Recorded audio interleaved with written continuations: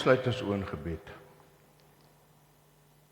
Troue Here God en Vader, baie dankie Here dat U vir ons na U huis toe gebring het vir vandag. Dankie vir 'n wonderlike dag wat U vir ons gegee het, Here. Dankie Here vir die boodskap wat U vir ons gegee het. Dankie vir die koninkryk waarin ons is en die koninkryk waarna ons kan uitsien, Here. Dankie vir U genade. Ons vra dat U met U woord die saadjies sal plant en dat dit sal uitleef tot uitbreiding van die koninkryk. Ons vra dat U ons sonde genadiglik sal vergewe en ons vra dat die dinge nie om ons verdien nie, maar alleen uit genade in Jesus naam. Amen. Het ek vir almal môre gesê. Môre almal. Die rugby was baie great gister, so alles het met 'n goeie noot afgeskop en ek hoop ek kan hom deurdruk vandag en dan kan ek bietjie ontspan. Ons skriflesing vandag gaan wees uit Galasiërs 3 vers 1 tot 5. En jy kan die Bybel daar oophou. Ek glo die teksgedeelte sal ook op die skerm wees. Maar soos dit nou werk met so prekings, net so bietjie sagter so daai, so bietjie van 'n soos dit werk met so 'n preek is, Dr. Thomas gee vir my die tema en dan moes ek my eie navorsing gedoen het en soekwerk gedoen het om die preek vir julle te kan gee vandag. Maar dit sluit eintlik baie goed aan met verlede week se tema wat gesê was, wie is die Heilige Gees? Vandag se preek gaan oor dat ons kan nie sonder die Heilige Gees nie. En waar dit die hele tyd in die preke of die briewe wat Paulus geskryf het en goed, was altyd in 'n baie positiewe lig gewees. Maar in hierdie skrifgedeelte en in die preek wat volg sal jy sien, dit is nie in 'n positiewe lig nie. Dit is eintlik 'n vermaaning aan die Galasiërs. Nou, terwyl ons die preek of die teksgedeelte in gedagte het, wil ek net 'n bietjie agtergrond gee en inleiding tot hierdie preek.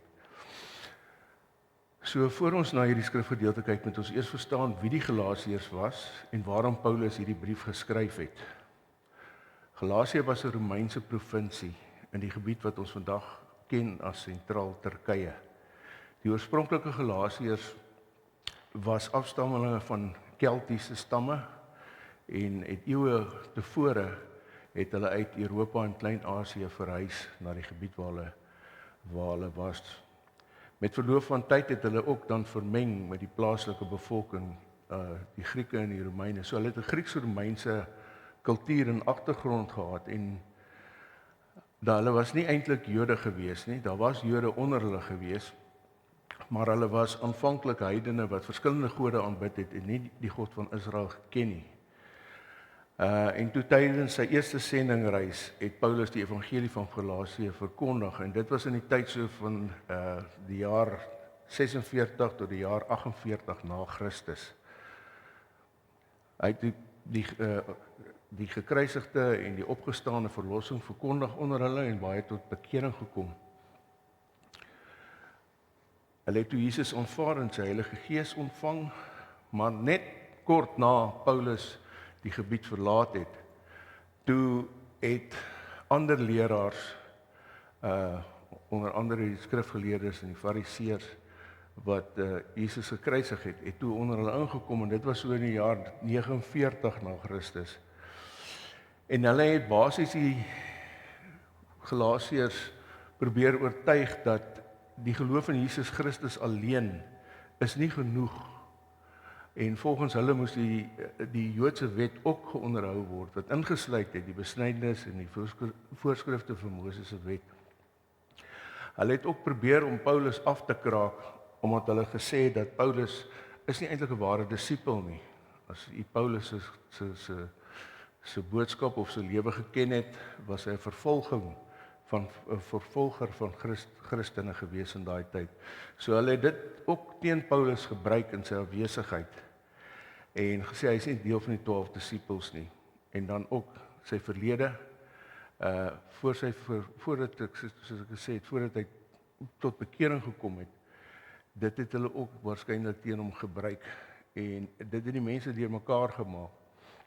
Groot verwarring onder hulle veroorsaak, en die Galasiërs het begin wonder, nou wat moet ons doen? Jy weet, ons het hierdie lering wat Paulus aan ons gegee het, en wat basies ons tot bekering, en ons het die goeie boodskap gekry, en net daarna, toe kom die politiek nou in. En toe begin hulle deur hulle eie pogings, begin hulle toe probeer voltooi en regmaak en gelukkig voel oor hulle eie lewens.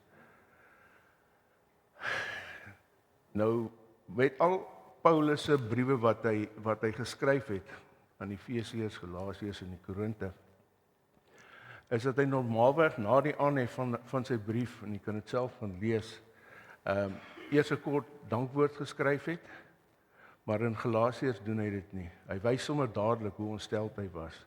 Daar was niks waarvoor hy op daardie oomblik kon dankie sê nie, want die Galasiërs was besig om agter 'n ander boodskap aan te loop. Daarom begin Paulus nie met ek dank my God nie, maar met ek is verstom. Hy het amper nie geglo dat hulle so gou die ware evangelie, hulle rug op die ware evangelie kon draai en hulle eie pad wou gevolg het nie. Daar's nie 'n dankwoord nie, daar's nie 'n lofprysing nie, en nou vra ons waarom. Paulus het besef dat die hart van die evangelie in gevaar was, wat die saad wat hy geplant het daarso. Die Galasiërs was besig om weg te beweeg van die genade van Christus en weer op menslike prestasie het hulle begin vertrou. Wanneer ons dan by ons teks kom, hoor ons Paulus ontsteltenis nog duideliker. In Galasiërs 3 vers 1 sê hy, o julle dwaase Galileërs. En dan vra hy die vraag wat die kern van hierdie gedeelte van ons preek vorm vandag. Julle het met die gees begin, wil julle nou met die vlees eindig? In Galasiërs 3 vers 3. As Paulus sy dankwoord en die manier hoe hy sy briewe geskryf het uithaal, want ons weet dat die saak baie ernstig was en het swaar op hom gedruk. Hy was nie bekommerd oor die Galasiërs nie kerk toe gegaan het nie. Hy was bekommerd gewees omdat hulle besig was om die evangelie self te verloor. Die groot vraag van die brief is daarom, kan 'n mens wat deur die Heilige Gees tot geloof gekom het, nou sonder die Heilige Gees voortgaan? Paulus se antwoord is duidelik, nee. Ons kom tot geloof deur die Heilige Gees. Ons groei deur die Heilige Gees. Ons volhard deur die Heilige Gees. En vandaar ons tema vir vandag. Ons vra die vraag of ons sê, ons kan nie sonder die Heilige Gees nie. So as ons na ons skrifgedeelte kyk, dan sê Paulus van Galasiërs 3 vers 1 tot 5, o julle dwaase Galasiërs, wie het julle getoor? Julle voor wie se o Jesus Christus voorheen as 'n gekruisigde uitgebeeld is. Net dit wat ek wil julle weet. Het julle die Gees ontvang op grond van die uitvoering van die wet of op grond van julle geloof in wat julle gehoor het? Is julle so dwaas? Julle het met die Gees begin, wil julle nou met die vlees eindig? Het julle vergeefs soveel beleef? Indien wel, dan was dit inderdaad te vergeefs. Gee dan vir julle die Gees en verrig hy kragtige dade onder julle, op grond van die uitvoering van die wet of op grond van julle geloof in wat julle gehoor het. Nou die eerste vraag wat ons hier het, of die eerste opsomming wat ons het is,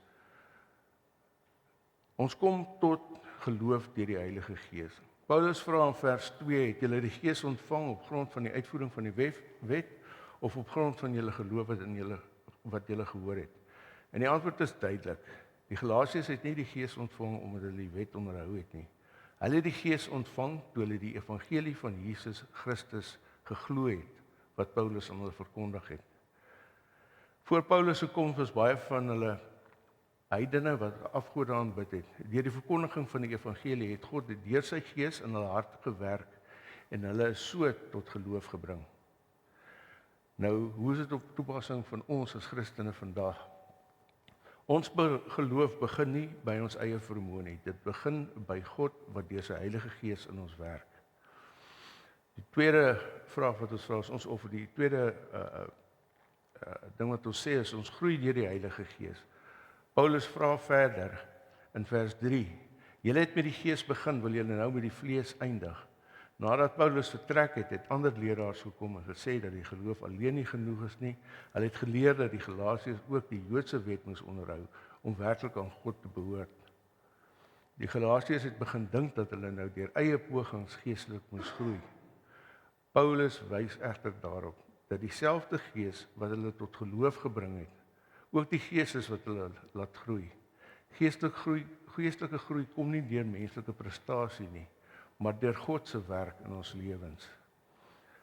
Hoe is dit op toepassing vandag op ons? Hoe maklik probeer ons nie om onsself God se gunste verdien, deur harder te werk, beter te presteer of meer godsdienstig te wees nie, wat reg is.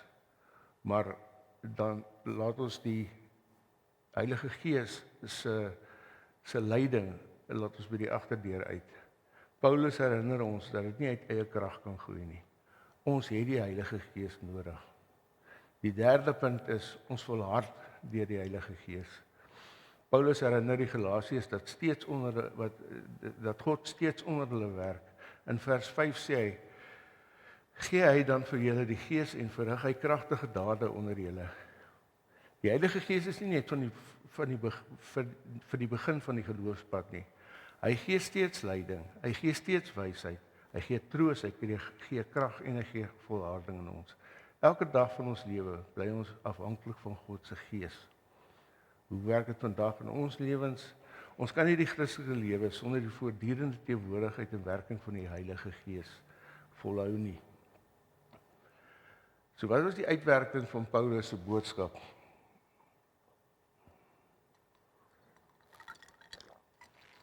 Nêrens in die Bybel of in die brief van Galasiërs sê dit vir ons duidelik wat die uitwerking was nie. So ons moet aannames maak. Die feit dat die brief Galasiërs in ons Bybel is, dat hy geskryf was, wat hy bewaar was, wat hy gekopieer is in al die verskillende tale is en hy's deel van die Bybel, wys dat die vroeë kerk Paulus se boodskap aanvaar het. Die Galasiërs en die vroeë gemeentes Paulus se brief, as hulle die brief heeltemal verwerp het, sou dit waarskynlik nie so 'n belangrike plek in die lewe van die kerk ingeneem het nie. So ons kan dus aanvaar dat Paulus se oproep om terug te keer na die evangelie van genade gehoor is en diepe invloed onder die Galasiërs gehad het. Maar verder wat baie interessant is meer as 1500 jaar later het Martin Luther dieselfde waarheid in Galasiërs ontdek. Luther het geleer dat mense nie net deur hulle eie werke of godsdienstige prestasies gered kan word nie, maar deur die geloof in Jesus Christus. Hy het die Galasiërs die brief van die Galasiërs sy geliefde brief genoem, omdat hy daarin die hart van die evangelie raak gesien het. Luther het besef wat Paulus reeds aan die Galasiërs geleer het. Ons word nie gered omdat ons goed genoeg is nie. Ons word gered omdat Jesus Christus goed genoeg is en ons in ons leef. En soos die Galasiërs moes leer om weer op die Gees te vertrou, moes die kerk van Luther se tyd dit ook weer begin leer. Ek wil afsluit. Die groot fout van die Galasiërs was nie dat hulle Christus verwerp het nie. Hulle fout was dat hulle begin dink het hulle kan sonder die Heilige Gees voortgaan. Paulus herinner hulle en vir ons vandag. Julle het met die Gees begin en dieselfde waarheid geld vandag nog vir ons. Ons kom tot geloof deur die Heilige Gees. Ons groei deur die Heilige Gees. Ons volhard deur die Heilige Gees. Daarom is die boodskap van Galasiërs 3 vers 1 tot 5 baie eenvoudig. Ons kan nie sonder die Heilige Gees nie. Amen.